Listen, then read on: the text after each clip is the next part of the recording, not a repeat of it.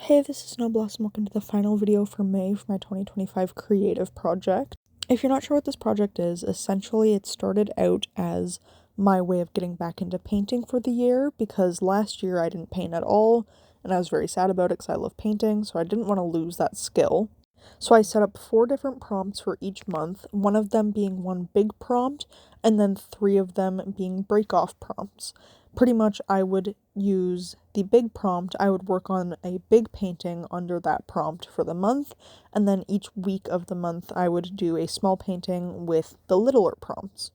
Last month in April, I got very burnt out, so I decided I had to change things a little. So this month, instead of doing paintings, I went with a poetry and sketch route for the break-off themes and a pretty intense digital drawing for my big theme. So this month's theme was Lost, if I did not mention that already.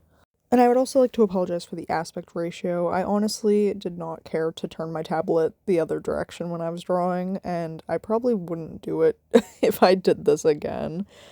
So I'm so sorry. If you're a little confused on how I got started on this, my first 2 videos of the month have the first little time lapses of this where I do kind of like the planning and the sketch. So this video is finishing it off. The kind of concept of this was a girl being lost in a supermarket that is never ending. Kind of think like 3008, the SCP. I wanted this sort of like liminal space feel, and I feel like I did pretty good. I'm not the best when it comes to scenery and backgrounds, so this was definitely like an adjustment for me. It was also so difficult. I did not expect the girl to be so low pixel. It was so difficult trying to like figure out how to make this like coloring look good. I think it turned out really good, honestly. I also knew I wanted a blue-ish tint to my screen, like a swamp gray, literally the color you're looking at. I don't know why I'm trying to explain it.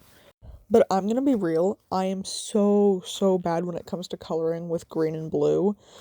So, I think you might have saw it. I pretty much just like chose my base colors and then put a blue filter on top of it and then kind of like colored under the filter the whole time. It made it so much easier for me. And it was kind of funny to like take the filter on and off and like look at what it looks like without the blue filter. It still actually looks good without the filter. I'm gonna be honest, I obviously prefer the filter though. Also, I did actually draw and work on this a lot on my breaks at work. So if you see any notes about like I'm at work or weird pauses in time, it's probably my coworkers talking to me. But I think that's what I really liked about doing the digital drawing for this one. I could do it anywhere. I didn't have to take all my paint out and like get ready to sit down and paint, and I had to do it at home. It was just so nice to be able to like kind of break away at it at work. It was, oh my god, it was just so much better. Like I could just lay in bed and do it. Oh my, like, ugh. I'm gonna be honest, you're seeing it right now. I struggled so hard with this floor, finding the right texture and like shading for it. I was trying to do like, you know how grocery stores have, I think, linoleum flooring, like that sort of like speckled pattern where it's flat but it's also got a lot of texture. I don't know. I was trying to do that and it was not working out. Oh my god, like textures already are so difficult for me. This was awful. I'm never drawing a floor again. At least not a linoleum one. But that's why I always like, you'll notice I always default to tile when I do flooring. I think I officially hate linoleum. Another hard part about this was getting like the perfect angle on the shelves. It was like a lot of copy and pasting. I think I did that in Confusion. You could see me working on the angles. It was rough. But I got it really straight, honestly. Like, for someone who doesn't do perspective very well or often, I think I got pretty good on this. One thing I would have gone back and changed is, like, adding in specific ceiling light areas. Like, you know how lights kind of form a circle on the ground and then fade out? You know, how lights work? I would have done that, but lighting, I'm so bad at it. I think I'm just bad at art, actually. No, but seriously, lighting is my nightmare. Now what I'm doing, I'm working on the like a copy and paste texture for the shelves. This I know for a fact I did at work because I was trying to figure it out and then my one coworker was like, "What type of tablet is that?" And I was like, "I don't know actually. It's from I got it from Walmart." This was like it wasn't really fun. I got really bored of doing this. Like normally I like drawing shelves cuz they're pretty easy, but to fill a shelf, I don't like it. Also, shading a shelf is kind of annoying. Like, drawing the base shelf, if it's like a sketch, easy. Coloring it? No, thank you. I think, though, when, like, you see how I ended up using this, like, little copy-paste texture, it ended up looking pretty good. I think it blends in well, because it's not really the main focus. So, okay, yeah, so, as you can see, I forgot to record, so I just copied and pasted and angled the things. You'll see how I do it here. So fun. It took forever. Oh my god. It was so effective though doing this method. If I sat there and drew every single shelf individually, I think I would have quit drawing forever. I think I ended up having to duplicate this layer at least 20 different times. It was, god, I'm so negative, but it was so annoying. Being able to like go in and shade it afterwards though was very satisfying, I'm gonna be honest. By the way, unrelated to the drawing because I'm running out of things to talk about with it, Comic-Con was this past weekend. Normally, I love Comic-Con, I'm obsessed with it. It wasn't that good this year. I think it was worse because I had to work the 2 days before Comic-Con, on the day of Comic-Con from 6:30 to 11:30.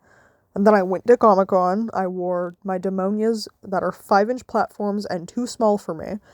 And then I had to work the day after, and then yesterday, and then today. It was not fun. Oh my god. I would like to do like a Comic-Con vlog one day though. I think that would be fun. And maybe I'll share my pictures on here. I don't know.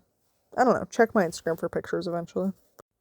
I think I'm finally done with those. Nope, I'm still on the bookcases. Oh my god.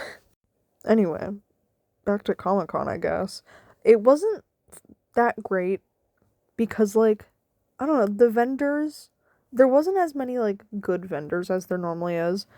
And there was just a weird attitude going on. So many people, like vendors and guests, just seemed like they did not want to be there.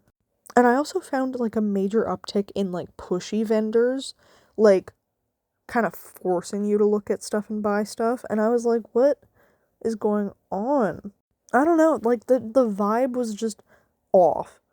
I also like I spent a little less than what I normally spend, but I feel like I'm not as like satisfied with what I bought.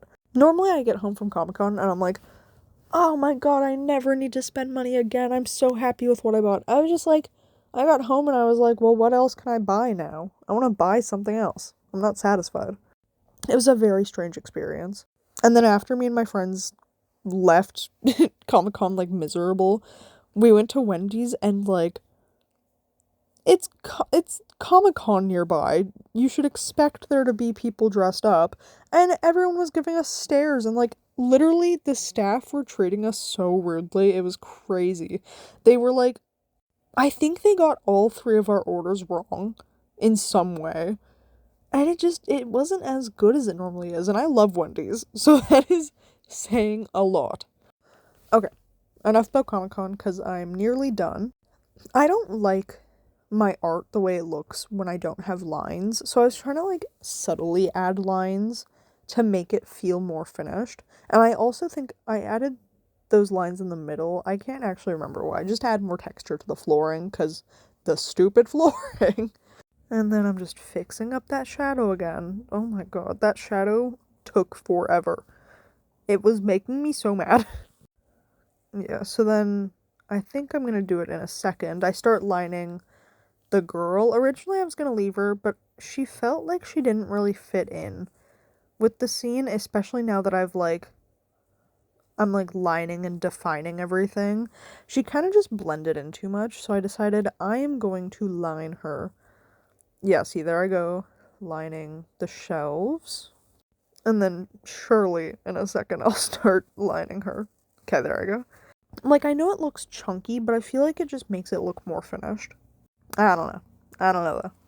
And now, as we near the end of this video, I just wanted to say thank you so much for watching if you did. I've been getting like 9 viewers consistently on my videos. I feel like that's pretty good, so thank you so much if you are a consistent viewer.